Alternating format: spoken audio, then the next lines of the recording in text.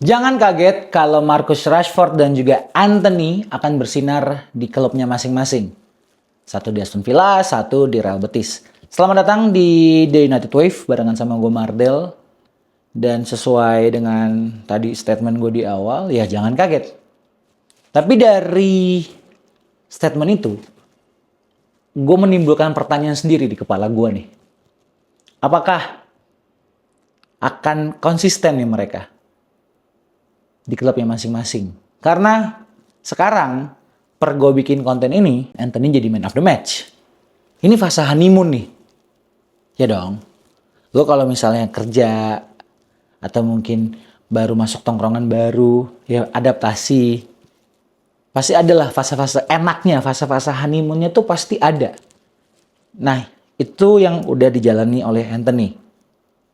Selanjutnya, kita akan melihat bagaimana Marcus Rashford menjalani fase honeymoonnya di bawah arahan Unai Emery, Aston Villa. Kita coba bahas ya, kita coba diskusi. Kalau lo juga punya tanggapan silahkan taruh di kolom komentar soal dua pemain ini. Pertama dari Antony. Antony gue masih berharap dia akan bisa menemukan performa terbaiknya sehingga nantinya bisa suitable atau akan sesuai dengan apa nanti yang dibutuhkan oleh Ruben Amorim di Manchester United. Tapi gue tahu kok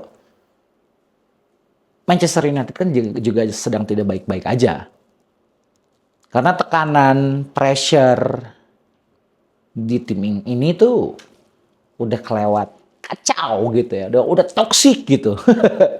Tapi nantilah gue akan coba rangkum untuk statement gue barusan. Kita coba beralih ke Marcus Rashford. Marcus Rashford dipinjamkan sampai akhir musim, di cover gajinya sekitar 70% oleh Aston Villa. Win-win solution untuk pemain dan juga Manchester United. Ya, Akamsi ini kalau gue bisa katakan Rashford, kalau dari gue perspektif fans, gue melihatnya dia menyanyiakan kesempatan yang ada. Tapi kita nggak ada yang tahu sebenarnya apa yang terjadi di dalam dirinya Rashford. Kita tidak tahu struggle di dirinya itu seperti apa. Cuman yang kalau kita lihat, Rashford tuh sepertinya hatinya udah bukan buat Manchester United. Sepertinya loh, ya underline dan juga di bold silakan. Karena dia juga punya statement bahwa ya dia udah 20 tahun lebih ya dari pemain akademi sampai akhirnya bisa mendapatkan salah satu pemain dengan gaji tertinggi di tim ini. Tapi kok gue ngerasa dia jadi kayak dalam titik udah gue bodo amat. Ya, kalau kita track back semuanya, mulai dari waktu itu dia juga di abuse waktu Euro yang dia gagal penalti, abis itu juga melempem. Euro ya? Apa Pildun ya? Lupa gue. Ya itulah. Ya, dia jadi kena mental, dihujat se-Inggris. Terus juga main di United juga gitu-gitu aja. Malah semakin turun performanya. Jadi di zaman Erik ten Hag, dia ya lo lihat sendiri lah. Di Amorim juga akhirnya Amorim bisa speak up. Bisa benar-benar nyentil pemain ini yang seakan-akan tuh kalau kita melihatnya dari luar adalah pemain ini tuh untouchable. Ternyata Amorim sangat keras. Jadi gue ngelihat pelatih-pelatih United sebelumnya ya tidak bisa touch si Rashford, tapi Amorim tuh bisa. Jadi kalau ditanya gitu ya, Rashford jangan sampai cabut lah apa segala macam. Menurut gue itu lo perspektifnya udah terlalu subjektif. Kalau menurut gue pribadi ya. Karena kalau lo juga ngelihat bagaimana perkembangannya Rashford musim ke musim, week in week out gitu. Ya pemain ini tuh kayak nggak mau berusaha gitu. Kayak nggak mau berusaha. Tapi selalu gue akan coba ngeliat dari sisi, gue pengen ngebela Rashford adalah, ya dia seperti tidak mau menolong dirinya sendiri. Dan akhirnya dia dipinjamkan ke Aston Villa. Ya pasti akan bersinar. Gue yakin dia akan baik mainnya. Karena pressure yang dia biasanya dapatkan di Manchester United akan sedikit berkurang. Dan juga balik ke Anthony gue juga melihat bahwa spotlight pressure dari media itu bisa mungkin berkurang ya, tapi gue agak sanksi karena media-media Spanyol juga lumayan tae.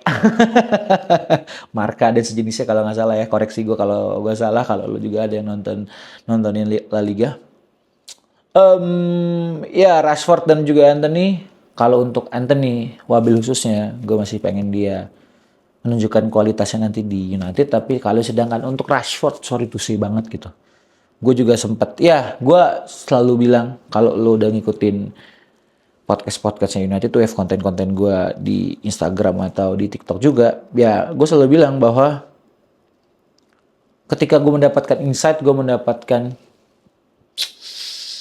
opini dari fans-fans di Manchesternya langsung, ya Rashford bukan personal yang